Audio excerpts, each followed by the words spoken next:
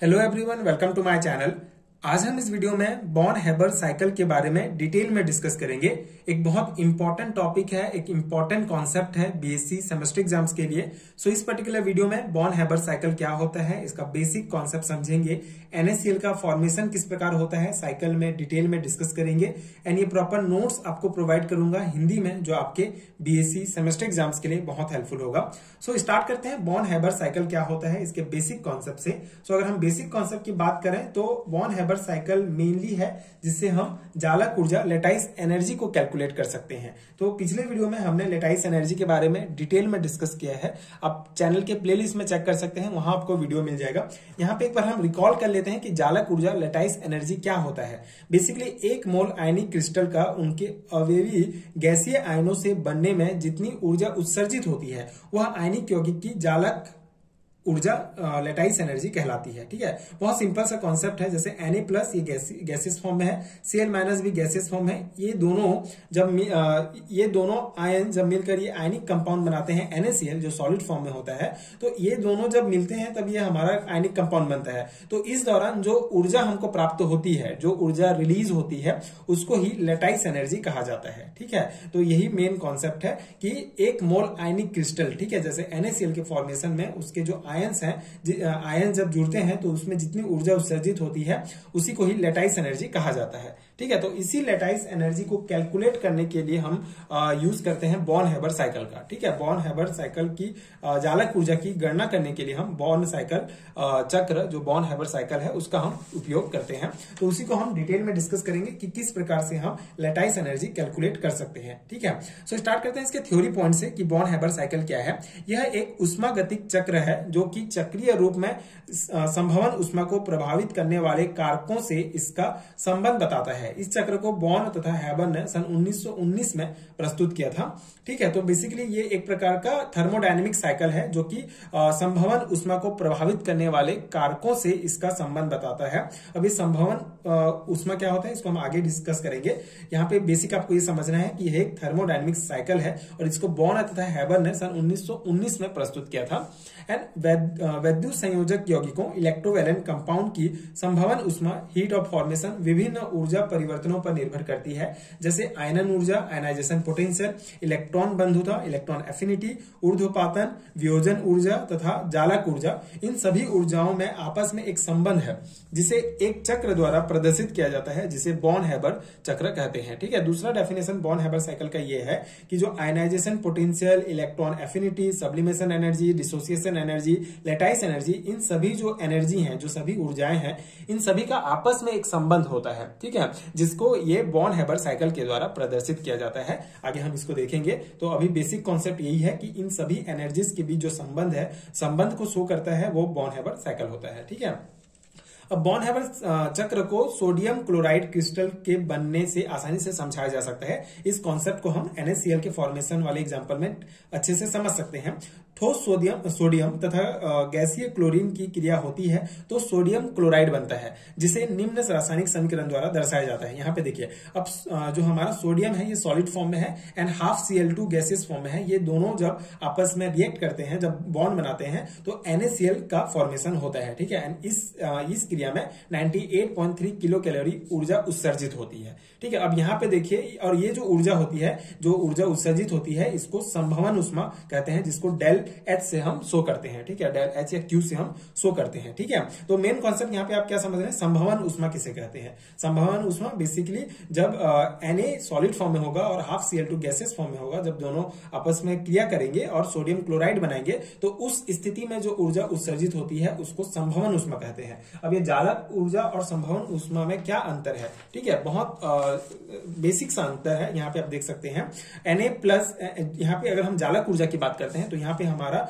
जो Na था, sodium था, ये गैसियस फॉर्म में था। ठीक है, और सोडियम आयन गैसियस फॉर्म में था और Cl जो है ये भी गैसियस फॉर्म में था, और दोनों मिलकर जब NaCl बनाते थे सॉलिड फॉर्म में, तो उस एनर्जी, जो एनर्जी रिलीज होती थी, उसको लेटाइस एनर्जी कहा जाता था। लेकिन यहाँ पे संभवन उष्मा वाले केस में Na जो है हमारा, ये भी सॉलिड फॉर्म में है और ये सॉलिड फॉर्म फॉर्म में है और ये जो हाफ Cl2 है ये गैसियस फॉर्म में है। अब दोनों जब क्रिया करके NaCl बनाते हैं तो इस ऊष्मा को संभवन ऊष्मा कहा जाता है। ठीक है, तो बहुत डिफरेंट है दोनों में, आप देख सकते हैं लेटाइस एनर्जी एंड संभवन ऊष्मा में। तो आई होप कि ये दोनों कॉन्सेप्ट आपको समझ में आ गया होगा कि लेटाइस एनर्जी क्या है और जो हमारा संभवन ऊष्मा, ठीक है, जिसे हीट ऑफ फॉर्मेशन कहते हैं, ये क्या होता है। ये दोनों कॉन्सेप्ट हो गया। अब हम लेटाइस एनर्जी कैसे कैलकुलेट कर सकते हैं। अब यहाँ पे आप ये चक्र पहले देख लीजिए, यहाँ पे आप चक्र देख सकते हैं, तो इसको हम इसका थ्योरी भी डिस्कस करेंगे।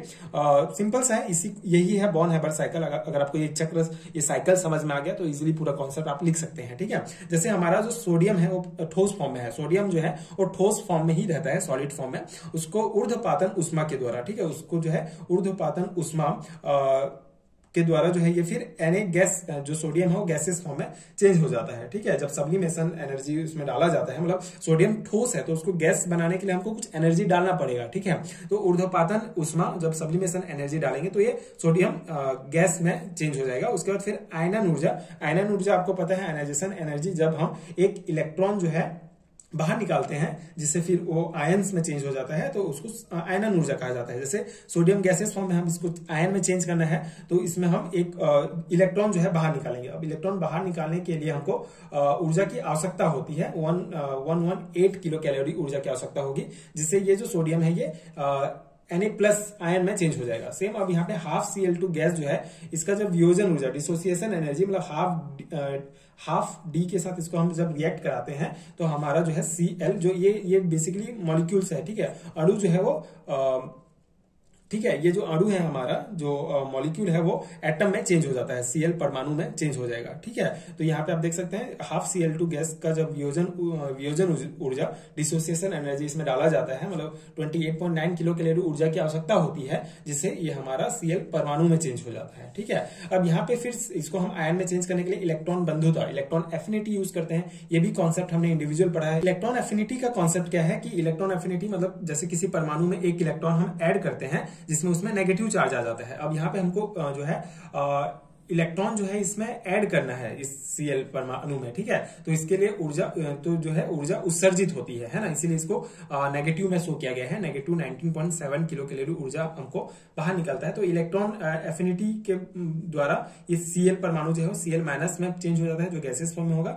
फिर यहाँ पे ये जो Na+ है और ये Cl- जो गैसेस फॉर्म में है, ये दोनों जब रिएक्ट करेंगे तो यहाँ से फिर हमको जो है NaCl क्रिस्टल प्राप्त होगा। ठीक है, अब यहाँ पे देखिए Na ठोस फॉर्म में है, हाफ Cl2 गैसेस फॉर्म में है, दोनों रिएक्ट किए तो ये संभवन ऊष्मा हो गया। ठीक है, जिससे NaCl क्रिस्टल बना। लेकिन जब हमारा Na+ आयन और Cl- आयन दोनों गैसेस फॉर्म में है, दोनों रिएक्ट करेंगे तो जब हमारा NaCl क्रिस्टल बनेगा तो उस ऊर्जा को जालक ऊर्जा कहा जाता है। ठीक है, तो इस प्रकार से हम जालक ऊर्जा कैलकुलेट कर सकते हैं। अब इसको कैलकुलेट कैसे करेंगे, इसका हम फॉर्मूला भी निकालते हैं यहाँ पे। ये आई होप कि ये आपको समझ में आ गया होगा, ये साइकिल। ठीक है, अब इसके थ्योरी आप कैसे लिखेंगे इसको हम देखते हैं। देखिए NaCl का बनना निम्न पदों में विभक्त करके दिखाया जा सकता है। आपको जो है अलग अलग उसको पॉइंट वाइज लिखना है कि कौन से स्टेप में कौन सा हुआ है। ठीक है, टोटल 5 स्टेप में कंप्लीट होता है हमारा बॉर्न हैबर साइकिल। तो पहला स्टेप है कि सोडियम धातु का पहले ऊर्ध्वपातन, सब्लिमेशन किया जाता है। ठीक है, सब्लिमेशन होगा, Na जो गैस सॉलिड फॉर्म में है वो गैसेस फॉर्म में चेंज होगा। इसमें हमको 26 किलो कैलोरी ऊर्जा की आवश्यकता होती है, जिसको ऊर्ध्वपातन ऊर्जा कहेंगे। ठीक है, एस इसको डिनोट किया जाता है। सेकंड स्टेप में क्या होगा, क्लोरीन अणु का परमाणुओं में वियोजन। ठीक है, तो जो क्लोरीन अणु है हमारा, जो मॉलिक्यूल है वो एटम में चेंज होगा। तो Cl2 गैसेस फॉर्म में है और ये 2Cl हमारा बनेगा। तो इसके लिए हमको 28.9 किलो कैलोरी ऊर्जा की आवश्यकता होती है। और ये जो वियोजन है, डिसोसिएशन है, ये अर्ध वियोजन होता है। ठीक है, 1/2d के द्वारा इसको डिनोट करते हैं। तो अर्ध वियोजन उसमें हमारा होता है 28.9 किलो कैलोरी, जिसको हाफ डी के द्वारा शो किया जाता है। तो ये हमारा सेकंड स्टेप में हो गया, हमको ये मिल गया।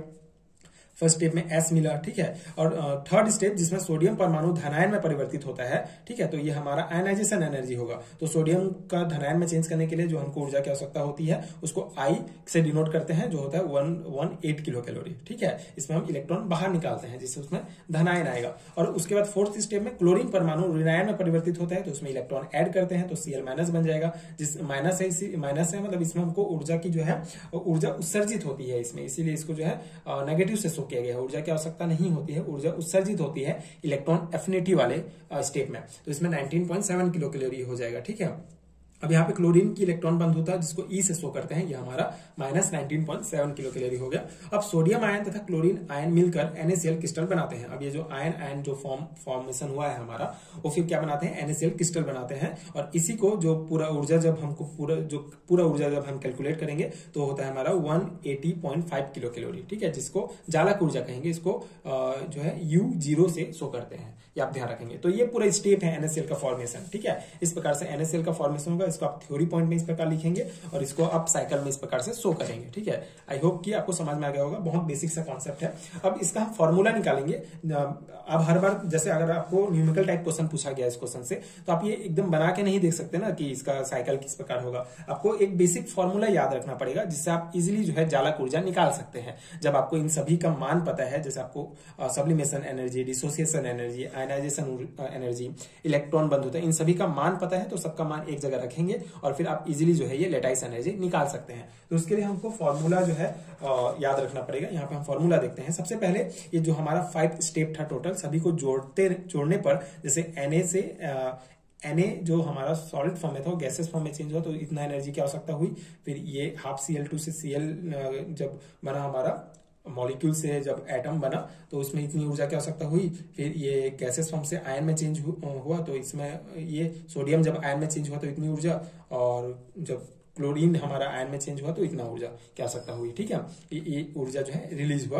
तो हमारा Na+ और Cl- जब दोनों गैसेस फॉर्म में है, NaCl क्रिस्टल बनाएंगे तो 1180.5, ठीक है, 180.5 किलो कैलोरी ऊर्जा टोटल हमको आवश्यकता होगी।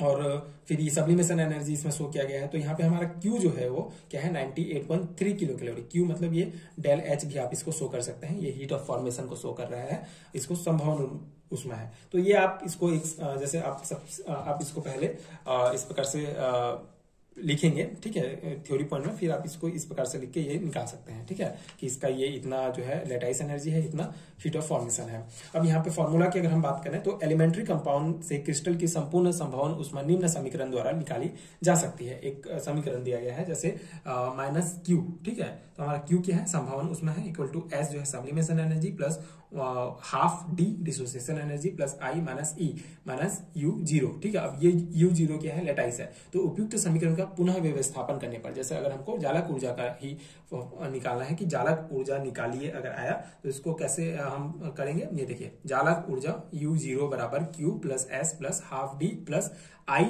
E, ठीक है। अब ये U0 जो है हमारा जालक ऊर्जा शो करता है। अब आपको सबका मान पता है कितना कितना एनर्जी है, ठीक है, उसका। जैसे हमारा Q जो संभावना उसमें है उसका एनर्जी 98.3 है, ठीक है, और S का हमारा सब्लिमेशन एनर्जी का 26.0, उसी प्रकार ½ D का ये, और ये आयनाइजेशन एनर्जी का इतना, और इलेक्ट्रॉन एफिनिटी का इतना, ठीक है। तो अभी सबको मान को रखेंगे तो हमारा जालक ऊर्जा हम इजिली निकाल सकते हैं, ठीक है। इस प्रकार से हमारा जालक ऊर्जा होगा 180.5 किलो कैलोरी, ठीक है।